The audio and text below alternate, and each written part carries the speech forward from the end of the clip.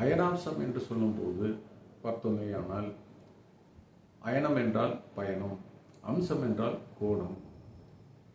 அயனாம்சம் என்பது பயண கோணம் என்று கணக்கிடப்படுகிறது. திருக்கணிதத்தின்படி 24 பாகை, 12 கலை, 37 விகலை என்று கணக்கிடப்பட்டிருக்கும். இதன் அமைப்பு என்னவென்றால், இந்த சூரியன் தன்னுடைய சகாக்களான குடும்ப உறுப்பினர்களுடன், அதாவது மற்ற 7 கிரகங்களுடன் இணைந்து வான்மண்டலத்தில் மேற்கிலிருந்து கிழக்காக நகர்ந்து கொண்டுள்ளது. இதனுடைய வேகம், இந்த ஒட்டுமொத்தமாக நகரக்கூடிய இந்த சக்கரம் போன்ற சுழல் போன்ற அமைப்பின் வேகம் 418 கிலோமீட்டர் ஒரு வினாடிக்கு. இந்த கிரகங்கள் அனைத்தையும் மிகச் சிறியதாக ஒரு புள்ளியாக கணக்கிட்டால், அதாவது மிக தொலைவிற்கு சென்று பார்த்தால் இது ஒரு புள்ளியாக தோன்றும். இதையே காலபுருஷ தத்துவம் என்று சொல்லப்படுகிறது. காலபுருஷ தத்துவத்தின் அந்த புள்ளி என்பது அயனாம்சம்.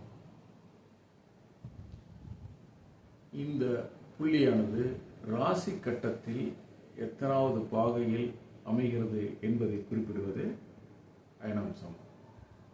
இதில் சாயனம் என்றால், சாயனம் என்பது நம்முடைய ஜோதிடத்தில் அநேகம், கிட்டத்தட்ட அனைவருமே மேல்நாட்டு முறை என்று தவறாக புரிந்து கொண்டுள்ளார்கள். சாயனம் என்பது கோவிலில் இருந்து கொடிமரத்தின் வழியாக பார்க்கும் பொழுது கிரகங்கள்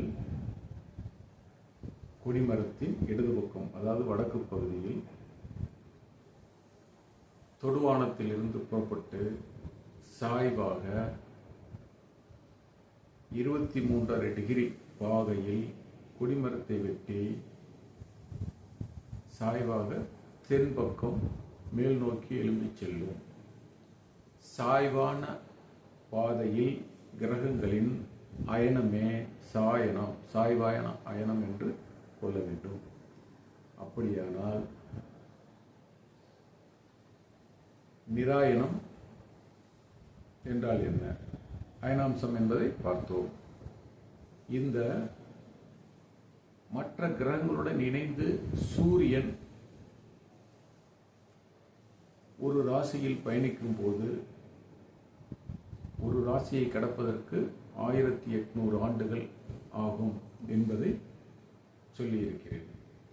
இதில் இந்த ஆண்டு அதனுடைய அயன புள்ளி எங்கு நிகழ்கிறது என்பதை நிர்ணயம் செய்வதே நிராயனம் ஆகும்.